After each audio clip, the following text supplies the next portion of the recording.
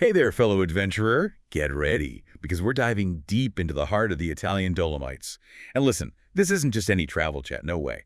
We're going to craft your perfect 4-week escape to this magical mountain range. You know what's really cool about this deep dive is that we're going way beyond the typical touristy stuff. We're going to uncover those hidden gems, the real local flavors, and, those experiences that'll make your first trip to the Dolomites truly unforgettable. Okay, so picture this. 4 weeks in a UNESCO World Heritage Site. You're surrounded by, towering peaks, charming villages, and a culture that's like this amazing blend of Italian, Austrian, and even, get this, a touch of Latin magic. Are you ready to pack your bags yet? Absolutely. And you know what's even better? The Dolomites, they really do cater to every type of traveler, seriously. Yeah. Whether you're, a hardcore hiker who wants to, conquer those crazy trails, or maybe you're a foodie, eager to just, devour regional specialties, or maybe you're, a culture enthusiast, seeking out those, super unique traditions. This region has something for everyone. I love that. Okay, let's get down to it. First things first, when's the best time to experience, this Dolomite dream? Summer, winter? Come on, spill the secrets. Well, one of the really cool things about the Dolomites is that each season, it's a completely different landscape. So, if you want to hike, amidst wildflowers, and enjoy those, long sunny days, summer from June to September, that's, your ideal time. Okay, I can already picture that. That sounds pretty idyllic. But what about those of us who, kind of prefer a winter wonderland? Oh, well, if you're, dreaming of those, snow-capped peaks and, world-class skiing, winter is your time, December to March. It's, the perfect time to, carve down those legendary slopes. Yeah. Okay, I'm starting to get, those cozy vibes already. Yeah. But, what about those shoulder seasons? Spring and autumn. What does they have to offer? Oh, those are, a little secret. A haven, if you prefer a quieter experience, and milder weather, and there's something magical in the air during those times. Okay, you've sold me. That's Sold on all the seasons. Yeah. But okay, so we've picked our time. We're dreaming of those epic landscapes. How do we actually get there? What's the travel situation like? Well, the Dolomites, they're surprisingly accessible. You have a bunch of international airports to choose from: Venice, Treviso, Innsbruck. From there, you can hop on a train or a bus, and you get, the super scenic journey. Okay, I can see it. We're on the train. We're approaching those majestic peaks. What's next? So trains and buses, they're fantastic, for soaking up the scenery. But I would really recommend renting a car once you arrive. Think of it like it's your key to unlock all the hidden gems in the Dolomites. Okay, car rented, adventurous spirit activated. Now let's talk itinerary. 4 weeks in the Dolomites. How do we make the most of it? All right, let's craft a sample itinerary, right, that hits all the highlights, but leaves room for, spontaneity and those off the beaten path discoveries. Okay, so start with a week. In and around Bolzano. It's the capital of South Tyrol. Bolzano. It sounds perfect. To really immerse ourselves in that Dolomite vibe, what should we do during that first week? Well, picture this. You spend your mornings, right, exploring Bolzano's old town. It's so charming with colorful buildings, cobblestone streets, bustling markets. It's just amazing. And then imagine sipping cappuccino in Piazza Walter. Okay. We're feeling those European vibes already. What about the historical stuff? Oh, you can't miss the South Tyrol Museum of Archaeology. You got to go there. It's where you'll meet Ötzi the Iceman. He's this remarkably well-preserved mummy, 5,300 years old. Wow. Talk about a history lesson. Okay, so we've explored the city. What about, venturing a little bit outside of Bolzano? Oh, yeah. Just outside Bolzano, you'll find 2 incredible castles. They look like they're, straight out of a fairy tale. Castel Roncolo and Castel Firmiano. I love castles. Okay. I'm adding those to the must-see list. So we've explored the city. We've seen some history. Where to next? Okay, for week 2. We're heading into the heart of the mountains, to Cortina d'Ampezzo. This town is nestled amidst these towering peaks, and it's hosted the Winter Olympics, so it has this really elegant vibe. Cortina sounds like the perfect blend of outdoor adventure and a touch of luxury. Love it. What's on the agenda there? Okay, imagine this. You wake up and you have these breathtaking views of the Tofane Mountains right from your window, and then you stroll through Cortina Center. It's so charming, pedestrianized, chic boutiques, cafes, Okay, you're making me feel pampered already. But what about those adventures you mentioned? Oh, right. Cortina is the perfect base for exploring the Tre Cime di Lavaredo. You know those three peaks? They're like the symbol of the The Dolomites. Tricimi di Lavaredo hike. It's like on my bucket list. Sure. For sure. Okay, we've conquered Cortina and those epic peaks. What's next on our week 2 adventure? Okay, from Cortina, we'll head into Alta Badia. It's a region that's just like renowned for its scenery, charming villages, and like tons of hiking. I love it. So, what are some must-sees in Alta Badia? Oh, you have to explore the Fine Sainsbury's Natural Park. It's this huge protected area. Trails, forests, meadows, alpine lakes. It's just incredible. Okay, I can picture it. It sounds so peaceful. What are some of, like, the best spots in the park? Oh, the Fines Plateau. It's a must-see. High altitude, breathtaking views, unique plants and animals. I am definitely adding the Fines Plateau to my hiking list. And while we're in Alta Badia, are there any villages that we should check out? Oh, Corvara and La Villa. Those are like the quintessential Alta Badia villages. So charming, cobblestone streets, traditional houses, all decked out with flower boxes. It's picturesque. Okay, I'm feeling those cozy village vibes. So we've done Cortina, we've explored this incredible park, we've wandered through charming villages. What's next? Okay, for week 3, we're going south to the Palle di San Martino mountain range. This area is a little bit more rugged and wild than other parts of the Dolomites. I'm for the challenge. What kind of adventures can we expect in Palle di San Martino? Okay, imagine like tackling those challenging hikes, exploring, get this, via ferratas. They're like protected climbing routes. You scale these like vertical rock faces with cables and ladders. It's pretty amazing. Okay, that sounds exciting. But I'm not going to lie, Via Ferratas and rock climbing sound, maybe a little intimidating. Are there options for those of us who prefer like a more relaxed pace? Oh, for sure. The Palle di San Martino, it also has plenty of like scenic trails. You get amazing views without, having to like exert yourself too much. Okay, so whether we're looking for like an adrenaline rush or like a peaceful escape, the Palle di San Martino has got us covered. What are some of the must-sees in this region? Okay, San Martino di Castrozza. It's like the hub for exploring this area. It's this charming village, cozy guest houses, and just like breathtaking views. Okay, San Martino di Castrozza, it's officially on my radar. Now, you mentioned earlier something about like a hidden gem in the Palle di San Martino, Val Venezia, right? What makes it so special? Val Venezia it's a treasure, honestly. It's often overlooked by, the tourists, which, makes it even more special. I love discovering those hidden gems. Okay. So, we've explored the Palle di San Martino. We've found its secret treasure. Where does our adventure take us for the final week? Okay, so for week 4, we head back to Bolzano, giving you time to like revisit your favorite spots, maybe explore some new hidden gems you missed, and just like soak up those last moments. I love the idea of coming full circle. It's like a perfect way to end our adventure. But okay, we've talked about the hiking, the villages. What about those unique experiences? Those things that really make a trip unforgettable. Oh, the Dolomites are like full of those. One that I highly recommend is foraging for mushrooms. Oh, wow. I've always wanted to try that. What kind of mushrooms can we find in the Dolomites? Well, the Dolomites are known for porcini mushrooms. They're like prized for their flavor. That sounds so cool. It's like connecting, with the land. What about cultural experiences? We talked about that blend of Italian, Austrian, and Latin influences, but how can we like really dive into that? Oh, try your hand at Latin crafts. Ooh, tell me more. There are workshops all over where you can learn to weave, carve wood. You can even like make traditional Latin clothing. Wow, I love that. It's so much more than just buying a souvenir. Okay, so we've got mushroom foraging, Latin crafts. What other unique things should we add to our bucket list? Have you ever considered a sunrise hike? Ooh, a sunrise hike. It's something you won't forget. Imagine yourself, hiking up to a peak as the sun rises, and it paints the sky with these like incredible colors. Oh my gosh, I'm getting chills just thinking about it. Yeah. What are some good sunrise hikes that you would recommend? Sasita Ridgeline in Val Gardena. It offers these like just unbelievable sunrise views, and then there's Sas Pordoi. You can get there by cable car. Okay, a sunrise hike is officially on my list. Now let's talk accommodations. I know we touched on this earlier, but with so many options, how do you choose the perfect place to stay?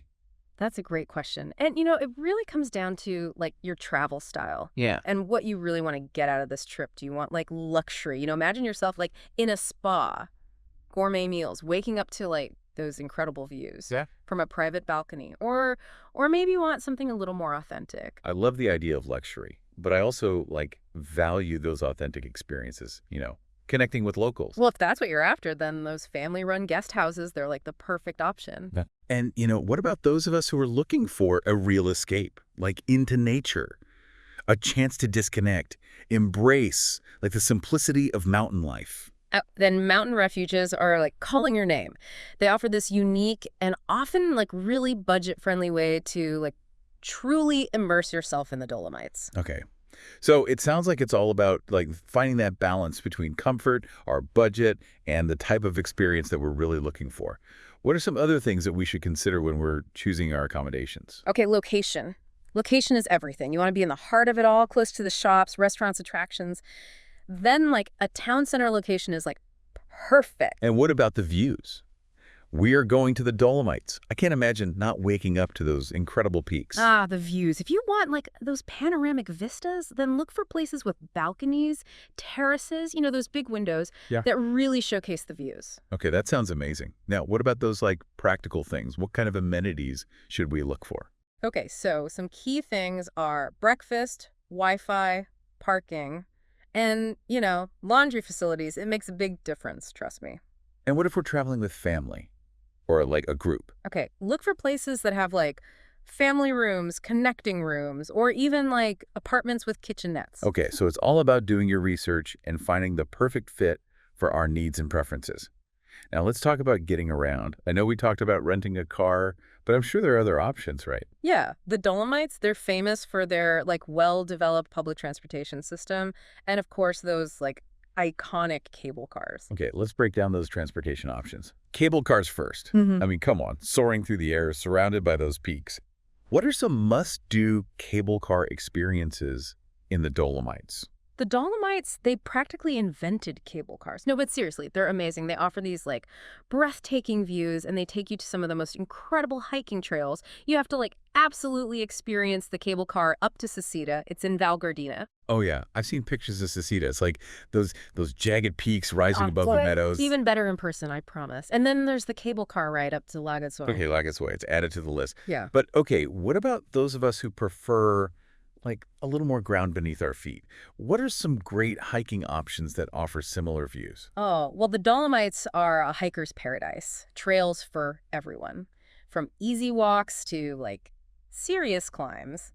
One of my favorites is the Trecime di Lavaredo Loop. We talked about that earlier. It sounds incredible, but I'm not the most experienced hiker. Are there options for those of us who are beginners? For sure. Val di Funes, it's perfect. Picturesque meadows, easy trails, forests, charming farms. You get great views of the Oodle group without breaking a sweat. Perfect. So no matter what our skill level is, we can find a trail that's right for us. Yeah. But okay, with so many trails, how do we know where to start?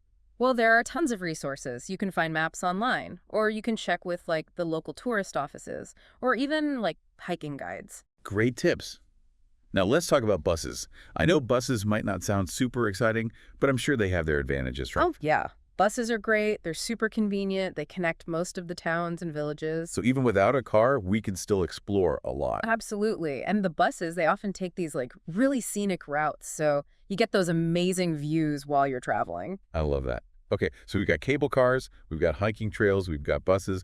What other transportation options are there? Well, there are also trains. They connect some of the bigger towns like Bolzano and Trento. But, the train network isn't quite as extensive as the buses. Good to know. Okay, what about bikes? I've seen photos of people cycling through the Dolomites, and it looks so amazing. Cycling is awesome in the Dolomites. There are dedicated bike paths that wind through valleys, along rivers, and a lot of the roads are pretty bike friendly. Imagine yourself cycling through vineyards. Okay, that sounds amazing. And I bet there are places where we can rent bikes, right? Yeah, you can find bike rental shops in pretty much all of the bigger towns. Road bikes, mountain bikes, even e-bikes. You can explore at your own pace. Wow, so many options. Okay, so we've got cable cars, we've got hiking trails, we've got buses, trains, and bikes. It's like a choose-your-own-adventure menu. But okay, with so many options, how do we plan our routes effectively? Well, the key is to not be afraid to mix and match. Don't just limit yourself to one type of transportation. Embrace the variety. Okay, so mix and match. Got it. What other planning tips can you share? Always check the schedules. Public transportation runs on a pretty good schedule, but you want to make sure, especially if you're making connections. What about the cable cars? Do they operate year-round? It really depends on the season and the weather, so it's always a good idea to check their websites. Mm-hmm. Or, ask at your hotel before you head out there. Good point. And for those of us who are renting a car, any advice for navigating those mountain roads? Driving in the Dolomites, it can be pretty amazing, but you got to be prepared. The roads, they can be narrow, winding, especially at higher altitudes. So, be confident. Be comfortable with those mountain driving conditions. So maybe not for the faint of heart. Maybe not. And always, always check the weather. The mountains, they can be unpredictable, Snow, rain, fog, it can all make driving a little tricky. Okay, so check the weather, pack those essentials, be prepared. Got it. Now let's talk about safety. I mean, the Dolomites are amazing, but it's important to be aware of the potential risks, right? Definitely. Safety is always a priority. The Dolomites, they offer so much adventure, but you got to respect the mountains. Okay, so let's talk safety tips. What should our listeners keep in mind? The most important thing, always check the weather forecast. Always. Before you head out, doesn't matter what you're doing, hiking, biking, whatever. The weather in the mountains can change, like that, and you don't want to be caught in a storm. So even if the forecast looks good, be prepared, right? Pack layers, a waterproof jacket, hiking boots. And if we're hiking, let someone know where we're going. Absolutely. Those are all super important. What other safety tips are there? Okay, stay on the trails, the marked trails. It can be tempting to venture off, but it's safer. And it's better for the environment if you stick to those designated trails. Right, that makes sense. What else? Be aware of wildlife. The Dolomites are home to all sorts of animals: marmots, chamois, deer, even bears. So observe them from a distance. Don't approach them. You're in their home. What about those cute little marmots? I see pictures of people feeding them all the time. Yeah, it's best to resist that urge. Feeding wildlife, it can disrupt their natural behavior. Right. Admire them, take pictures, but, let them be wild. What about altitude sickness? I've heard about that. If you're coming from a lower elevation, it's important to acclimatize slowly. Don't rush into strenuous hikes or anything like that. Give your body time to adjust to the thinner air. What are some signs of altitude sickness? Just so people know what to look out for. Headaches, nausea, dizziness, shortness of breath. If you experience any of that, go down to a lower altitude, rest. And, if it's bad, seek medical attention. Listen to your body. Don't push it. Got it. Exactly. It's better to take it easy than, risk getting sick. Okay, so we talked about weather, gear, staying on the trails, wildlife, altitude sickness. What else? Sun protection. People forget about that, but even on cloudy days, the sun can be really strong at higher altitudes. So pack sunscreen, sunglasses, a hat. Right, especially when we're spending so much time outdoors. Yeah. What about staying hydrated? Yes, super important. It's easy to get dehydrated when you're hiking. Pack plenty of water or a reusable bottle that you can refill. And, if we're hiking for a long time, what are some ways to replace, those minerals that we lose? Electrolyte tablets, they can really help. Great tip. Okay, I think we've covered all the essential safety tips. Weather, gear, trails, wildlife, altitude sickness, sun protection, and hydration. It's all about being prepared, respectful, mindful. Exactly. And by taking those precautions, you can really enjoy the beauty of the Dolomites safely. All right. I'm feeling confident and ready to embark on this Dolomite adventure. But before we move on, I have to ask. The food. I hear the Dolomites have an amazing culinary scene. Oh, you've heard right. The Dolomites offer a unique blend of Italian, Austrian, and Latin flavors. Okay, I'm ready. Tell me everything. What dishes do we absolutely have to try? Cannerli. You have to try cannerli. Ah, yes. Those bread dumplings. What makes them so special? They're a staple in the Dolomites. Bread, speck, cheese, herbs. You can have them in broth or with butter. These sound so good. What else? Kasunzi. They're these half-moon ravioli filled with all sorts of things: beetroot, spinach, ricotta. They're flavored with local herbs and spices. I love ravioli. Kikasunzi, add it to the list. And polenta. You can't go wrong with polenta. Creamy cornmeal porridge, so versatile. In the Dolomites, they serve it with cheese, mushrooms, game meat. Okay, my mouth is watering. What about for those of us with a sweet tooth? What desserts should we be looking out for? You have to try strudel, flaky pastry filled with apples, raisins, cinnamon. It's divine. Strudel, a classic. Okay, what else? What other sweet treats should we indulge in? Kaiserschmarrn. It's like a fluffy pancake, shredded. They serve it with fruit or powdered sugar. Ooh, Kaiserschmarrn. Okay, so we've got Cannerly, Gesundheit, polenta, strudel, Kaiserschmarrn. What about cheese? I'm a big cheese fan. Oh, the Dolomites are known for their alpine cheeses, made from the milk of like cows, goats, sheep that graze up in the mountains. Okay, I'm sold. Cheese platter, please. What about drinks? Okay, so the Dolomites also have amazing wines and spirits. Pinot Grigio, Gewürztraminer, Lagrin, Schiava. Okay, I'm in. And what about something a little stronger? If you're feeling brave, try grappa. It's a strong brandy made from like the leftovers from winemaking. It's a traditional drink. Grappa. Not for the faint of heart. Okay, so we've got our must-try dishes, our desserts, cheeses, wines, even a little grappa. Yeah. But what about experiencing the Dolomites food scene beyond just ordering from a menu? How can we, like, really immerse ourselves in the food culture? Visit a local farm or market. Oh, I love that idea. You can wander through the stalls, meet the farmers, learn about like their traditions. It's like seeing where our food comes from. Yeah. And, meeting the people who grow it. Exactly. And for a truly hands-on experience, try a cooking class. Ooh, a cooking class in the Dolomites. That's definitely going on my to-do list. And speaking of taking a piece of the Dolomites home, let's talk about packing. Ah, yes. Yeah. Packing for a Dolomites trip. What are the essentials? Welcome back. We've covered some of those like iconic spots in the Dolomites, but now I think it's time to like venture off the beaten path a little, uncover those, hidden gems. I'm so ready for that. Give me all the secret spots. Okay. Have you ever heard of Val di Funes? Val di Funes. I don't Yeah. think so. Tell me more. It's this secluded valley. Not a lot of tourists know about it, which makes it even more special. Imagine like lush meadows, charming villages, and like the backdrop, the Odal Mountains, those like really sharp, jagged peaks. Okay, that sounds incredible. Like straight out of a movie. Right. It's a place where you can really get away from it all and just like reconnect with nature. Val di Funes. Okay, it's going on the list. Yeah. But what about for those of us who, maybe want a little more adventure? Are there any like hidden gems for those who are, up for a challenge? Oh, absolutely. For adventure seekers, I would say you gotta check out the Fan Sen Braes Natural Park. We talked about it a little bit before, but it's huge. And there's so much to explore. Hikers, this is like your paradise. Okay, we're back in Fan Sen Braes. What are some of the like hidden trails or spots that, most people don't even know about? Oh, the Fans Plateau. It's incredible. High altitude plateau. You hike up there and like the views are just breathtaking. You can see for miles. You'll see like unique plants, animals. The Fans Plateau. Okay, I need to see this. So we've got tranquility in Val di Funes, adventure in Fan Sen Braes. What other hidden gems are you hiding up your sleeve? Okay, let's head south to the Palle di San Martino mountain range.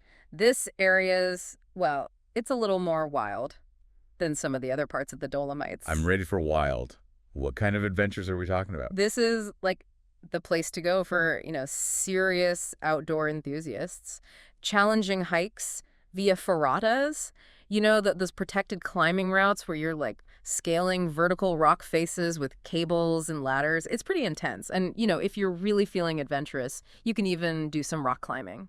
Okay, via ferratas, rock climbing. I have to admit, those sound a little intimidating. Are there options for those of us who, maybe prefer to keep our feet a little closer to the ground? Of course. The Palle di San Martino, it also has tons of scenic trails. You get amazing views without, having to be like a super experienced hiker. Yeah. Okay, so whether we're looking for that adrenaline rush or just like a peaceful walk in nature, the Palle di San Martino has something for everyone. What are some of like the top spots to see in this area? San Martino di Castozza is like a must visit. Charming little village, cozy guest houses, great restaurants. Yeah. And the views, incredible. San Martino di Castozza. Okay, noted. Now, you mentioned a personal favorite earlier, a hidden gem in the Palle di San Martino, Val Venezia. What makes this place so special to you? Val Venezia, it's hard to describe. It's just like this perfect little valley surrounded by these like towering peaks, lush meadows, forests. It's just like this incredible sense of peace. And, what makes it even better, not a lot of tourists know about it. Okay, that's going on the list. Venezia. I need to experience that peacefulness. Okay, so we've done the Pala di San Martino. We've even conquered a Via Ferrata or two, hopefully. We found that hidden gem in Val Venezia. Now, I want to talk about some of those experiences that go beyond just like the typical hiking and sightseeing. Those things that really make a trip unique. You mean like really immersing yourself in the Dolomites? Exactly. What are some like out-of-the-box experiences that you would recommend? Mushroom foraging. Mushroom foraging. We touched on this earlier. I'm still so curious about it. Yeah. Tell me, why is mushroom foraging so special in the Dolomites? The Dolomites are like mushroom heaven. Especially, porcini mushrooms. They're like a delicacy. Okay, so like, what does it actually involve? Like, do we just wander around the woods and hope for the best? Not exactly. It's best to go with a local guide, someone who knows like where to find them and, how to identify the different types. Because you don't want to pick the wrong one. Right, makes sense. Uh, Getting hungry just thinking about all those delicious mushrooms. Okay, so we've got mushroom foraging. What about some cultural experiences? We talked about that mix of Italian, Austrian, and Latin influences, but how can we like really get a feel for that? Try your hand at Latin crafts. Okay, now I'm really curious. Tell me more about these Latin crafts. The Latin people, they've lived in the Dolomites for like centuries, and they have this like really unique culture. I didn't even know about the Latin people until we started this deep dive. So what kind of crafts are we talking about? Well, there's weaving. You can learn how to like weave on these traditional looms. They make these like beautiful textiles. Then there's wood carving. Yeah. And you can even learn how to like make traditional Latin clothing. Okay, that sounds amazing. Yeah. I love the idea of like learning a new skill and creating something with my own hands. Right. It's like taking a piece of their culture home with you. So we've got mushroom foraging, Latin crafts. What else should we add to our Dolomite bucket list? A sunrise hike. Oh, yeah. The sunrise hikes. We talked about those earlier. I'm Yeah. like 100% doing one. It's just like such a special experience. Seeing the first light of day hit those peaks, it's just like, wow. I'm definitely going to do a sunrise hike. Okay, now let's talk accommodations again. I know we touched on it before, but, with so many options, how do we choose the perfect place to stay? It can be overwhelming. I agree. There are a lot of choices. And, the perfect place really depends on what you're looking for. Do you want like a luxurious hotel experience? I mean, who doesn't love a little luxury? Right. Imagine like waking up in a plush bed, incredible views from your balcony, gourmet breakfast, spa treatments, the whole 9 yards. Or maybe you want something a little more, I don't know, down to earth. I do love those authentic experiences, Yeah. Connecting with locals, feeling like I'm really experiencing the place. Well, if that's your vibe, then those family-run guest houses, they're like amazing, cozy, welcoming. You get those home-cooked meals. You can chat with the locals, learn about their lives. That sounds so charming. Yeah. But what about those of us who are looking for like a true escape into nature? Oh, then the mountain refuges are calling your name. They're like these rustic little huts perched up in the mountains. Okay, so it sounds like, when it comes to accommodations, it's all about finding that balance, right? Comfort, budget, and the type of experience that we're looking for. Exactly. And, don't forget about location. If you want to be in the heart of the action, close to shops and restaurants, then you'll want to stay in a town center. And of course, we can't forget about those views. I mean, we're going to the Dolomites for those incredible mountain vistas. Right. If those views are a priority, then look for places that have, like, balconies, terraces, large windows, so you can really soak it all in. And what are those practical things? Amenities. What should we look for? Breakfast, Wi-Fi, parking, laundry facilities, those are all things to consider. Right, especially if we're staying for a longer period of time. What about if we're traveling with family or a group? What should we look for then? Oh, well, in that case, you'll want to find places with family rooms, connecting rooms, or even like apartments with kitchenettes, so you have like a little more space, and maybe even the option to like cook some of your own meals. Okay, so do your research, figure out what's important to you, and choose the accommodation that fits your needs. But, with so many choices, how do we find those hidden gems, those places that are a little off the beaten path? One of the best ways is to really dig a little deeper. Go beyond those big booking websites. Check out local tourism websites, travel blogs, even social media. Okay, so do some digging, look beyond the obvious. What about reviews? Are those helpful? Reviews can be helpful, but take them with a grain of salt. Yeah. Don't just look at the overall rating. Read the actual reviews and see if they mention things that are important to you. Okay, so use reviews as a guide, but don't let them be the deciding factor. Hmm. Now, let's talk transportation again. I know we touched on it before, but I'm really curious about all the different ways we can get around the Dolomites. We talked about renting a car, but what about those other options? Right. So the Dolomites, they're known for their amazing public transportation and those cable cars, of course. So let's break it all down. I'm ready. Let's start with those cable cars. I mean, come on. Who doesn't love the idea of soaring through the air, surrounded by those incredible peaks? What are some cable car experiences that we absolutely shouldn't miss? The Dolomites and cable cars, they just go together. They offer these breathtaking views, and they take you to some of the best hiking trails. Okay, I'm sold on cable cars.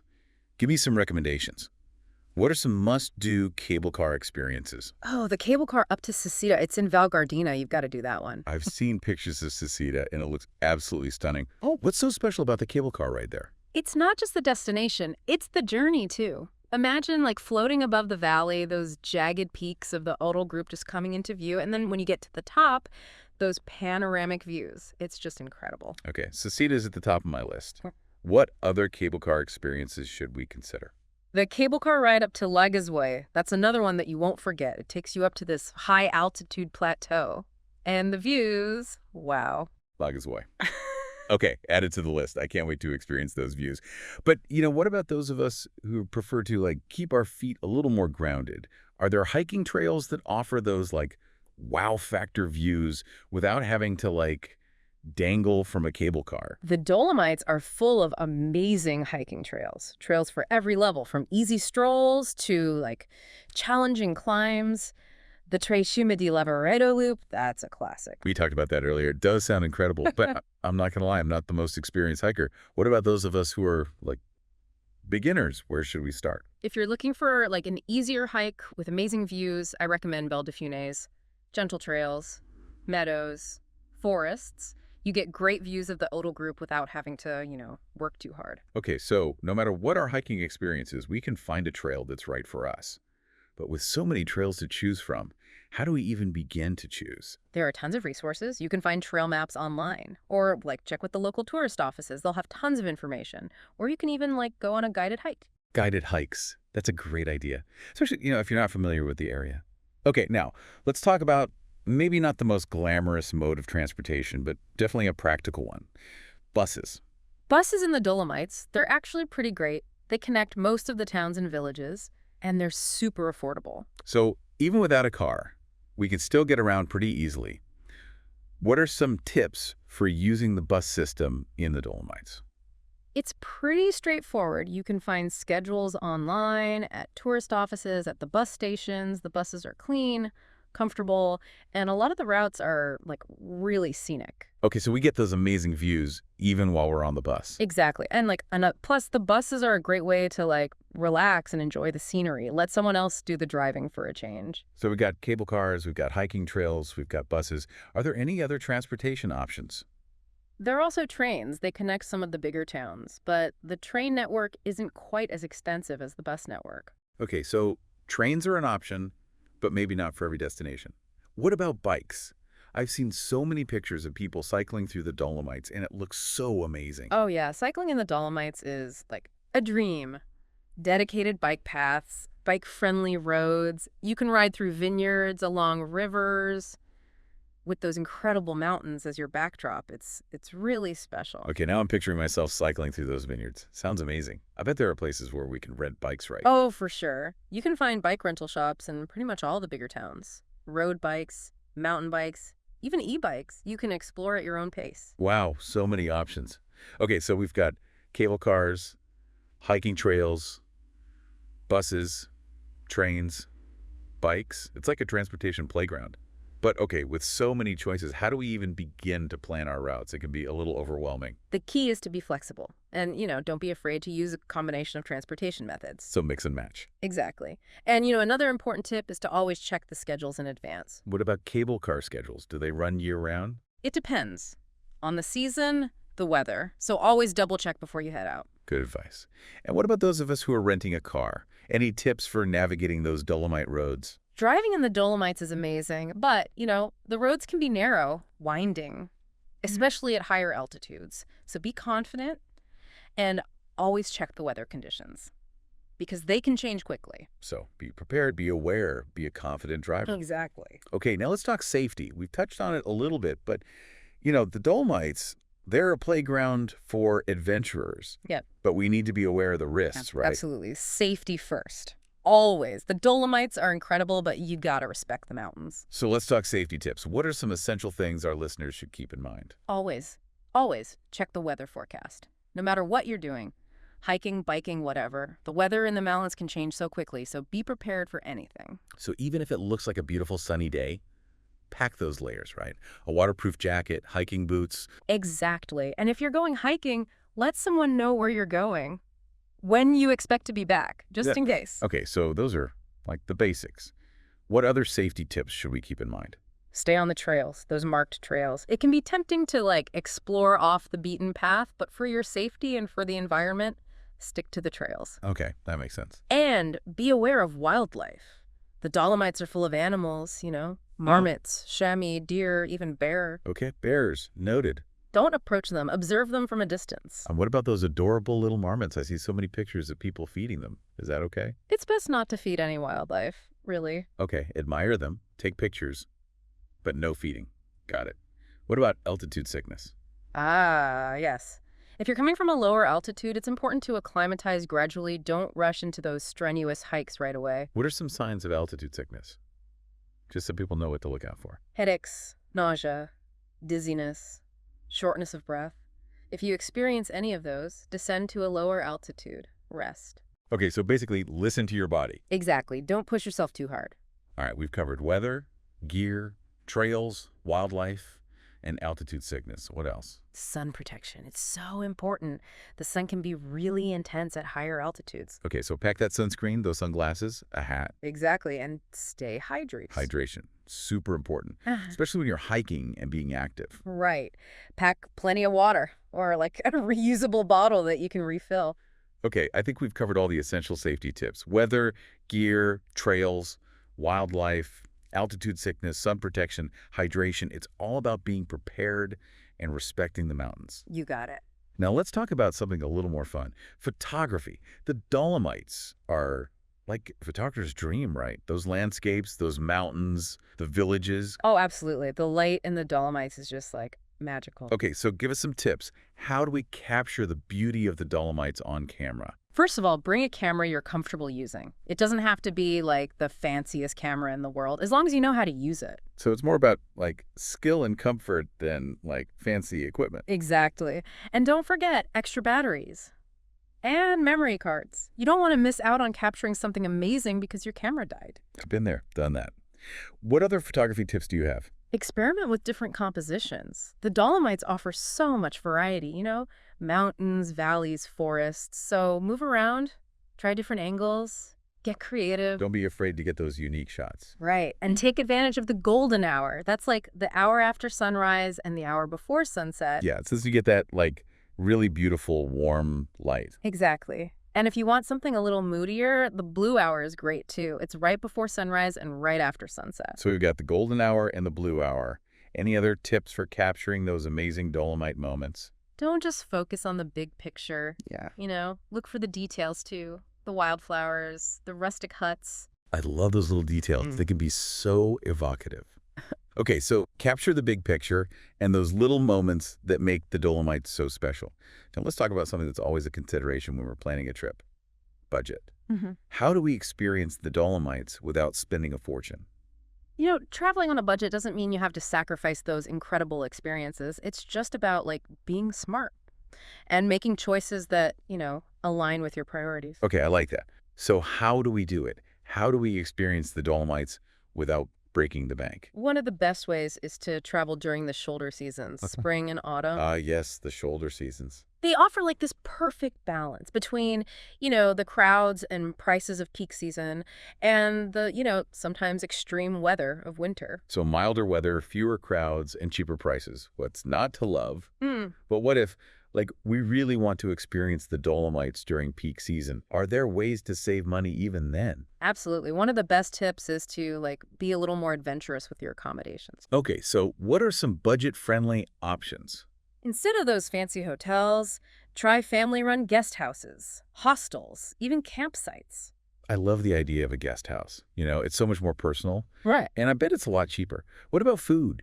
Eating out can really add up, especially when you're traveling for a longer period of time. Oh, for sure.